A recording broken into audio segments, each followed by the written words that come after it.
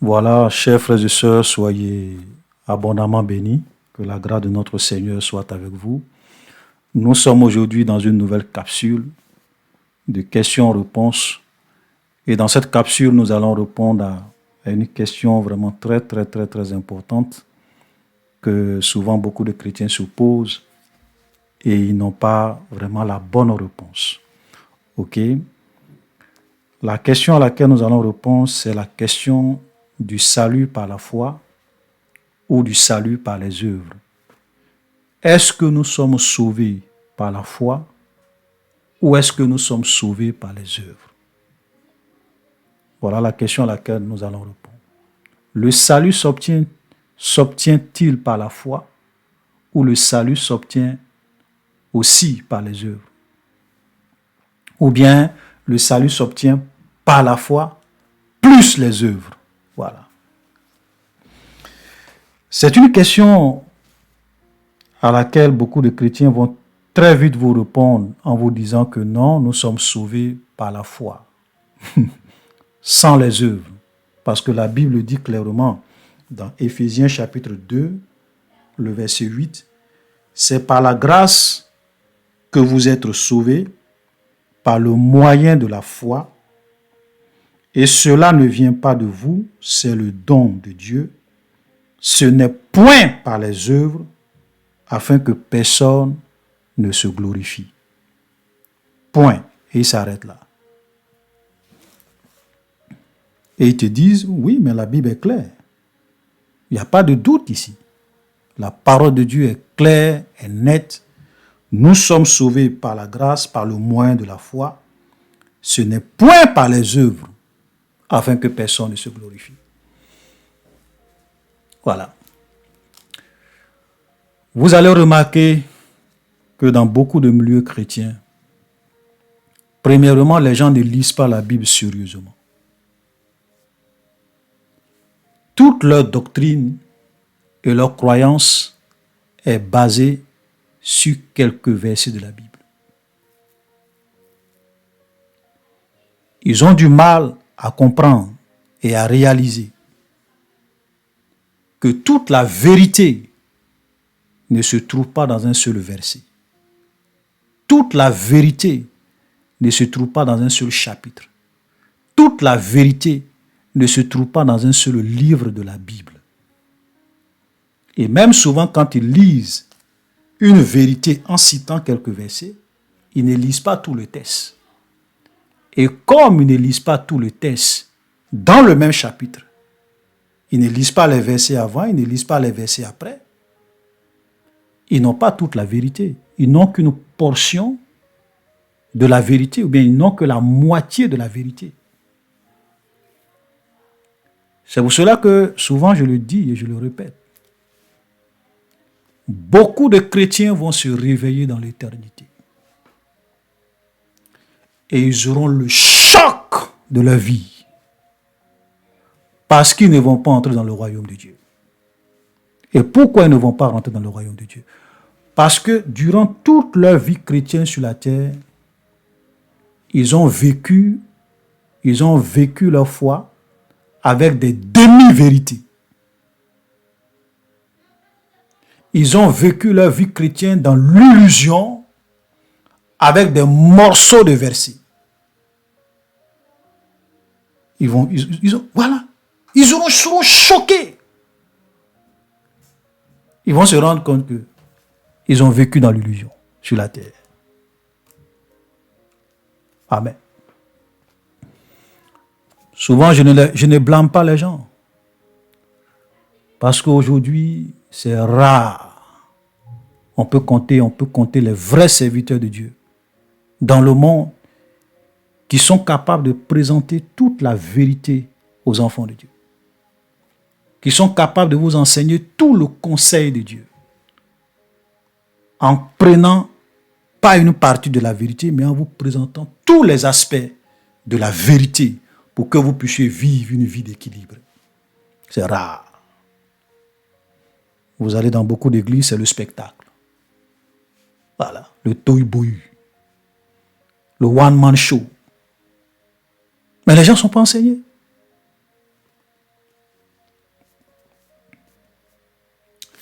Regardez, nous avons lu les 2 versets, mais regardez le verset 10. C'est pour cela que j'ai dit qu'il y a des gens souvent, leur foi est basée sur des demi-vérités. Regardez, on va reprendre. On va reprendre parce que je veux vraiment répondre clairement à cette question aujourd'hui. C'est par la grâce que vous êtes sauvés, par le moyen de la foi, et cela ne vient pas de vous, c'est le don de Dieu. Ce n'est point par les œuvres, afin que personne ne se glorifie. Regardez le verset 10. Car nous sommes son ouvrage, ayant été créés en Jésus-Christ pour de bonnes œuvres. Ayant été créés en Jésus-Christ pour de bonnes œuvres que Dieu a préparées d'avance afin que nous les pratiquions. La Bible dit que Dieu a préparé d'avance de bonnes œuvres pour nous, pour que nous puissions pratiquer ces bonnes œuvres-là. Voilà l'équilibre. En un mot, c'est vrai que nous ne sommes pas premièrement sauvés par les œuvres, parce qu'il faut qu'on explique les choses pour que les gens comprennent, parce qu'il y a des gens qui lisent les versets, ils ne comprennent pas. Quand la Bible dit qu'on n'est pas sauvé par les œuvres, ça veut dire quoi? Ça veut dire que je ne peux pas mettre de côté la foi en Jésus, l'œuvre que Christ a accomplie pour moi, la grâce que Jésus a apportée, parce que la Bible dit que la grâce et la vérité sont venues par Jésus. La loi a été donnée à Moïse, la grâce et la vérité sont venues avec Jésus. Donc, je ne peux pas être sauvé sans Jésus, simplement parce que je pratique de bonnes œuvres. Mes bonnes œuvres ne peuvent pas me sauver. Voilà ce que la Bible est en train de dire. Nous avons besoin de comprendre que, en réalité, nous sommes foncièrement des pécheurs. Nous avons tous péché et nous sommes privés de la gloire de Dieu. Donc, même si aujourd'hui, moi, je décide de faire de bonnes œuvres, supposons, je prends un exemple, supposons que aujourd'hui, je décide, Seigneur, je te demande pardon. Bon, d'abord, je dis, Seigneur, à partir d'aujourd'hui, je vais commencer à pratiquer de bonnes œuvres. Je vais arrêter de voler, de tricher, de mentir, de faire tout ce que tu n'aimes pas. Donc, je décide à l'instant T de faire de bonnes œuvres. Mes bonnes œuvres ne peuvent pas me sauver. On peut donner plusieurs raisons à cela. Premièrement, et les péchés que tu as commis avant? Qui va pardonner ça? Qui pardonne tes péchés que tu as commis avant?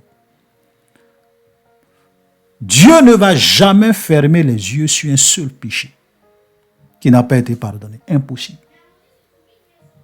Dieu va jamais... C'est-à-dire que même si aujourd'hui tu décides d'être l'homme le plus saint du monde, ou bien la femme la plus sainte du monde, tu décides à partir d'aujourd'hui. C'est vrai, tu vas continuer à vivre dans la sanctification. C'est bien. Mais la vie passée que tu as menée, les péchés que tu as eu à faire, qui va pardonner ça? C'est pour cela que tu es déjà condamné même. Parce que le salaire du péché, c'est la mort. Dieu est tellement un Dieu de justice qu'il ne peut même pas fermer les yeux sur les péchés passés. Et la seule personne qui peut pardonner nos péchés, c'est Jésus.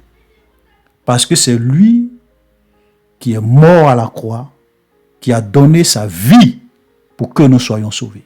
Sans Jésus, il n'y a pas de salut, il n'y a pas de pardon. Et même après, même quand tu dis qu'à partir d'aujourd'hui, je vais vivre ma vie comme Dieu veut, mais forcé, tu vas pécher après, tu es un homme. Mais si tu pêches après, qui va pardonner tes péchés? C'est pour cela que le salut ne peut pas s'obtenir par les œuvres. Le salut s'obtient par l'œuvre rédemptrice de Jésus à la croix. Donc Jésus est mort. Il a payé le prix à notre place pour que lorsque nous l'acceptions et que nous croyons en cette œuvre-là, que nous nous repentions, son sang nous lave. il nous purifie de tous nos péchés.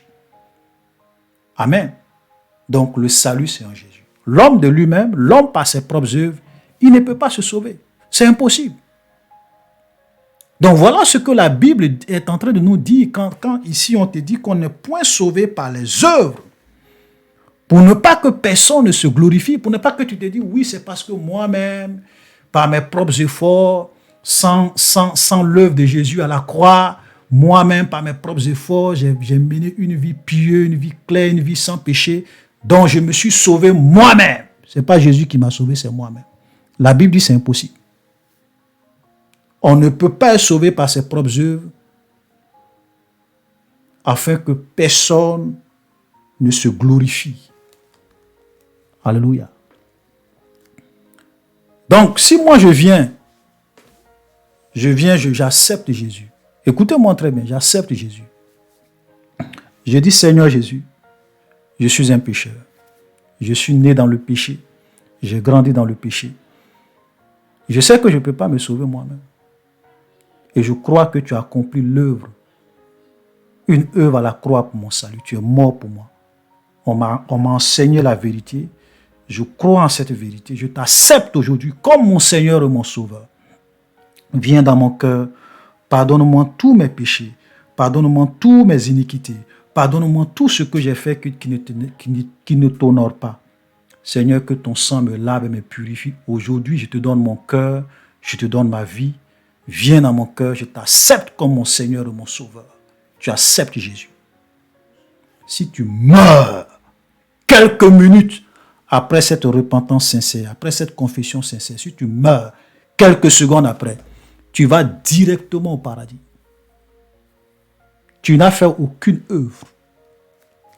Tu vas directement au paradis. Parce que tu as cru en l'œuvre de Jésus. C'est exactement ce qui s'est passé à la croix avec le brigand à la croix. Voilà quelqu'un qui a vécu toute sa vie dans le péché. C'était un brigand,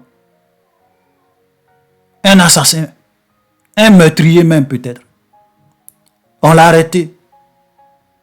Parce qu'on ne crucifiait pas les gens comme ça. C'était même deux brigands. C'est-à-dire que si tu es crucifié, si on décide de te crucifier, c'est que vraiment, tu as commis quelque chose de grave. Voilà. C'est vrai que Jésus a été crucifié. Il n'avait rien commis, c'était un complot. Voilà. Mais les deux brigands ont été crucifiés parce qu'ils avaient commis des choses graves, des crimes. Parce que même le brigand qui meurt à la croix, lui-même, il reconnaît ça. Il dit à son ami, nous méritons ce qui nous arrive. Mais ce monsieur n'a rien fait. Qu'on arrête de l'insulter. Et il dit, Seigneur Jésus, souviens-toi de moi quand tu viendras dans ton règne. Il était convaincu de péché, convaincu de justice. Et il a dit à Jésus, Seigneur, je suis un meurtrier. Je mérite ce qui m'arrive. Je ne suis pas digne. Souviens-toi de moi, je crois que tu es le Fils de Dieu. Souviens-toi de moi quand tu viendras dans ton règne. Jésus lui dit, aujourd'hui même.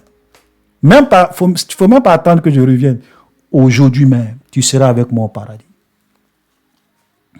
Frère, qu'est-ce que ce brigand à la croix a fait comme œuvre pour être sauvé? Rien. Zéro œuvre. Zéro bonne œuvre. Il est mort. Il est allé au paradis. Parce que le salut, c'est en Jésus. Sans Jésus, il n'y a pas de salut. Alléluia. Donc, il est allé au paradis. Sans les œuvres. Mais la vérité, c'est quoi? C'est que la plupart d'entre nous, quand nous acceptons Jésus, nous ne mourrons pas en même temps. Nous ne mourrons pas les secondes qui suivent, nous ne mourrons pas les minutes qui suivent. Nous continuons à vivre pendant des années sur la terre. Alléluia.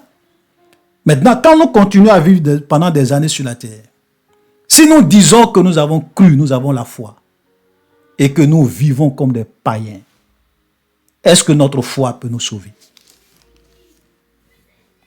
Comme certaines personnes le disent, une fois qu'on est sauvé pour toujours. Une doctrine de démon. Parce que quand vous croyez qu'on est sauvé seulement par la foi, sans les œuvres, vous n'êtes pas loin de croire qu'une fois qu'on est sauvé, on est sauvé pour toujours. Le salut ne se perd pas.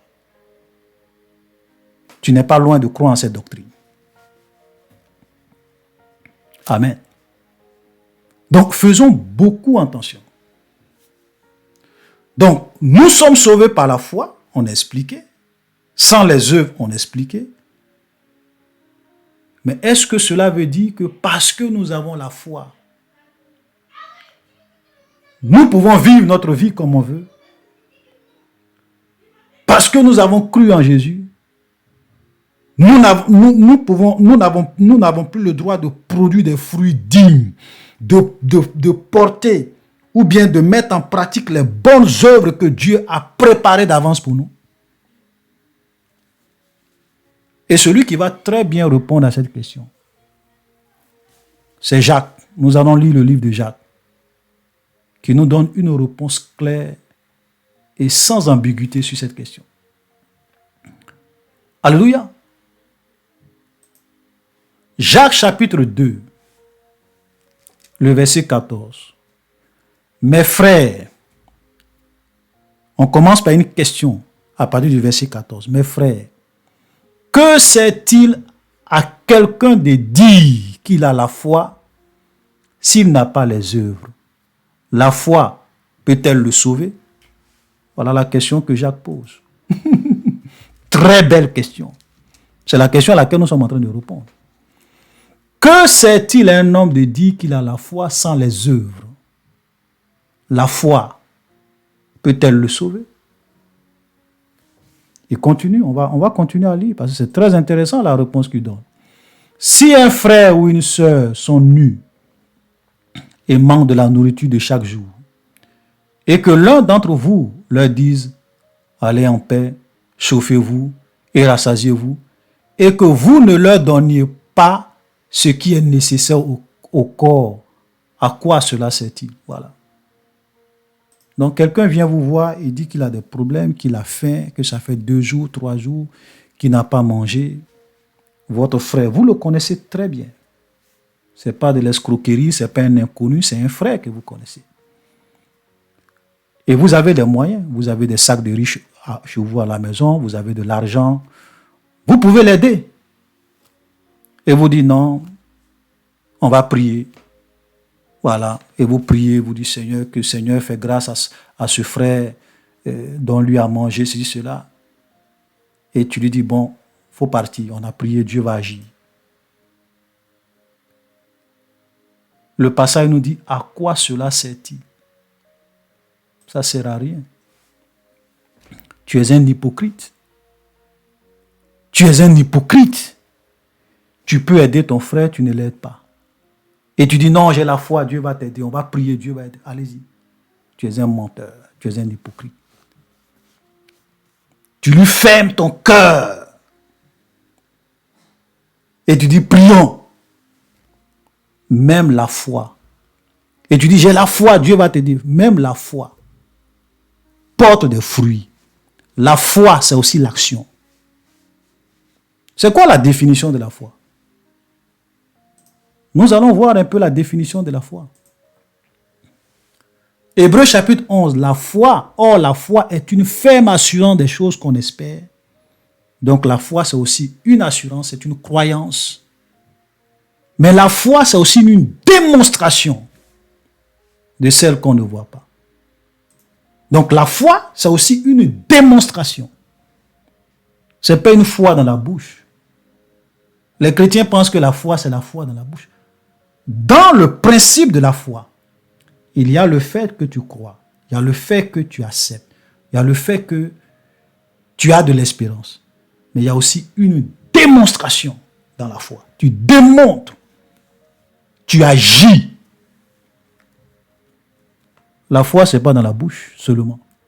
Tous ceux qui disent qu'ils ont foi en Jésus, qui vont aller au paradis quand ils vont mourir, et qui ne portent pas de fruits dignes de cette foi et de la repentance, laissez-moi vous dire, comme j'ai l'habitude de dire, vous êtes en train de vivre dans l'illusion dans l'illusion. Alléluia. On revient à notre texte de Jacques. Au verset 17, il dit, il en est ainsi de la foi. Si elle n'a pas les œuvres, elle est morte en elle-même. En un mot, si tu dis que tu as la foi et que tu ne portes pas des œuvres, tu ne portes pas de fruits, ta vie n'est pas une démonstration de cette foi que tu prétends avoir, ta foi, elle est morte. C'est zéro. Tu es en train de vivre dans l'illusion. Écris ça. Alléluia. Donc, la foi se voit aussi par les œuvres. C'est un peu comme tu vois des gens qui disent, ah, je crois en Jésus, je suis sauvé, car Dieu a tant aimé le monde, afin que quiconque croit en lui, car Dieu a tant aimé le monde qu'il a donné son Fils unique, afin que quiconque croit en lui ait la vie éternelle. Donc si tu crois, tu as la vie éternelle. Mais c'est quoi croire? Croire là, ça veut dire quoi? L'apôtre Jacques continue toujours. Il va vous expliquer c'est quoi croire. Verset 18, mais quelqu'un dira, toi tu as la foi et moi j'ai les œuvres. Montre-moi ta foi sans les œuvres et moi je te montrerai la foi par mes œuvres. Regardez le verset 19. Tu crois qu'il y a un seul Dieu? Tu fais bien. Les démons le croient aussi et ils tremblent. Est-ce que tu crois qu'il y a un seul Dieu? Je vais encore ajouter. Est-ce que tu crois que Jésus est mort à la croix pour tes péchés? Est-ce que tu crois que Jésus est ton sauveur? Est-ce que tu crois que Jésus revient? Est-ce que tu crois que Jésus va juger tous les hommes? Est-ce que tu crois que Jésus est le sauveur du monde? Tu crois en tout ça? Jacques dit c'est bien, c'est très bien que tu crois en tout ça. Tu crois en Dieu. Même les démons croient aussi en Dieu. Même le diable croit que Jésus est le sauveur du monde. Le diable croit que Jésus est mort. Le diable croit que Jésus est ressuscité. Le diable croit que Jésus revient. Le diable croit que Jésus est la solution pour le salut des hommes. Le diable croit que Jésus même va le juger un jour. Il croit. Frère, toutes les doctrines, toutes les bonnes doctrines que tu as acceptées, toute la parole de Dieu dans laquelle tu crois, toutes les doctrines dans lesquelles tu crois, laisse-moi te dire, le diable croit tout ça. Donc, tu ne fais rien, c'est bien. En fait, ici, on dit, tu fais bien. C'est bien par rapport à quelqu'un qui est un athée, quelqu'un qui ne croit pas du tout. Mais tu ne fais rien d'extraordinaire. Tu ne fais rien d'extraordinaire. Parce que croire pour croire, même le diable croit. La croyance, le diable croit. Le diable croit que Jésus est le sauveur du monde. Tu ne fais rien d'extraordinaire. Donc le fait que tu crois que Jésus est le sauveur du monde, tu ne fais rien par rapport d'extraordinaire par rapport aux démons. Vous comprenez?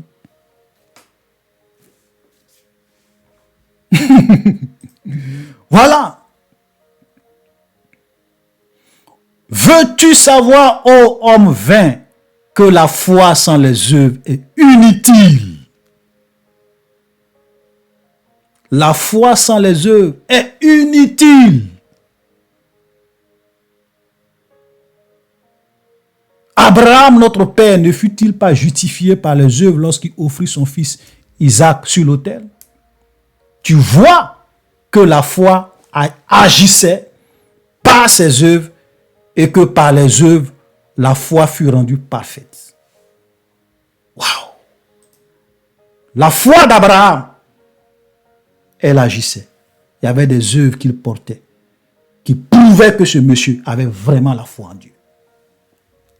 Un vrai chrétien qui a la foi, c'est un chrétien dont la foi produit de bonnes œuvres, produit des fruits dignes de cette foi qu'il manifeste, de cette foi qu'il profère. Ce n'est pas une foi dans le vide, comme beaucoup de chrétiens croient aujourd'hui. Oui, on est sauvé par la foi. Sans les œuvres, on est sauvé par la foi. Tu vis dans l'impudicité, tu vis dans l'adultère, tu vis dans le mensonge, Tout ce que Jésus dit qu'il n'aime pas, là, ça, toi, tu fais. Et tu dis, tu crois, tu es sauvé, tu as la foi. Illusion, illusion, illusion, illusion. Alléluia. Jacques termine au verset 26. Comme le corps sans âme est mort, de même la foi sans les œuvres, elle est morte. Si tu dis que tu as la foi et que tu n'as pas les œuvres, ta foi est morte. Ça veut dire que ta foi est égale à zéro. C'est une foi dans la bouche. C'est la foi du diable. Une foi qui ne produit pas de bonnes œuvres, c'est la foi du diable. Moi, j'appelle ça la foi du diable. Parce que le diable aussi croit que Jésus est le sauveur du monde. Le diable aussi croit que Jésus est le Seigneur des seigneurs. Le diable croit que Jésus est le roi des rois. Le diable croit que même Jésus est son patron, qui n'est même pas l'égal de Jésus. Le diable croit tout ça. Toutes les bonnes doctrines, le diable croit en toutes les bonnes doctrines de la Bible. Mais il ne sera pas sauvé. Ça, c'est la foi du diable. La foi qui vient de Dieu, c'est une foi qui manifeste les œuvres. Alléluia. C'est pour cela que Jésus a dit ceci, et peut-être c'est par là que nous allons terminer. Voilà, comme ce sont des capsules, des petites capsules. Il y a beaucoup de textes que j'aurais pu citer pour encore renforcer ce que je suis en train de vous expliquer, mais on n'a pas le temps. Je vais lire ce dernier texte. Matthieu chapitre 7, le verset 21. Écoutez très bien ce que Jésus va dire ici. Voilà. Matthieu chapitre 7, le verset 21. Ceux qui me disent Seigneur, Seigneur, n'entreront pas tous dans le royaume des cieux, mais celui-là seul qui fait la volonté de mon Père qui est dans les cieux. Plusieurs me diront en ce jour-là, Seigneur, Seigneur, n'avons-nous pas prophétisé par ton nom? N'avons-nous pas chassé des démons par ton nom? N'avons-nous pas fait beaucoup de miracles par ton nom? Alors je leur dirai ouvertement, je ne vous ai point connu. Retirez-vous de moi, vous qui commettez l'iniquité. Voilà ce que Jésus dit, qu'il va dire à des gens. Et ceux à qui Jésus va parler là, détrompez-vous, ce sont des gens qui ont cru en Jésus. Ce sont des gens qui ont accepté Jésus comme leur Seigneur et leur Sauveur. Ce sont des gens qui ont cru au sacrifice de Jésus à la croix, qui avaient la foi que j'appelle la foi du diable. Ils avaient la foi du diable. Mais Jésus va leur dire, je ne vous ai jamais connu, retirez-vous de moi. Et pourquoi Jésus les a envoyés à l'enfer? Vous qui vivez dans l'iniquité, vous qui vivez dans le péché, vous qui ne mettez pas en pratique ma parole. Il le dit, on va continuer parce que ce n'est pas la peine de penser que je suis en train d'inventer. Il le dit. C'est pourquoi, regardez le verset 24, c'est pourquoi quiconque entend ces paroles que je dis et les met en pratique, donc il entend, il a la foi vient de ce qu'on entend, et ce qu'on entend vient de la parole de Christ. Donc il entend, il a la foi, et ensuite il met en pratique cette parole de Jésus. Ce n'est pas la foi du diable qui profère. Sera semblable à un homme prudent qui a bâti sa maison sur le roc. La pluie est tombée, les torrents sont venus, les vents ont soufflé, et se sont jetés contre cette maison. Elle n'est point tombée parce qu'elle était fondée sur le roc. Mais quiconque entend ces paroles que je dis et ne les met pas en pratique. Oui, je crois en Jésus, le salut est éternel. Je ne peux plus perdre le salut. Il vit dans la fornication, dans l'adultère, dans l'impudicité, dans le mensonge, dans la corruption, dans toutes les œuvres de la chair. Il dit non, moi j'ai la foi. Jésus dit, quiconque entend ces paroles que je dis ne les met pas en pratique, sera semblable à un homme insensé qui a bâti sa maison sur le sable. La pluie est tombée, les torrents sont venus, les vents ont soufflé et ont battu cette maison. Elle est tombée et sa ruine a été grande. Alléluia. Donc vous comprenez, Jésus est clair. C'est-à-dire que si vous lisez la Bible sérieusement et que vous n'êtes pas dans les demi-vérités, vous allez avoir une vision équilibrée de la vérité. Vous allez comprendre beaucoup de choses. Vous n'allez pas vous fier à des slogans. Oui, on est sauvé par la foi, sans les œuvres. On n'est pas sauvé par les œuvres. Il faut comprendre ce que la Bible dit. Alléluia. Donc, chers frères et sœurs, nous sommes sauvés par la foi.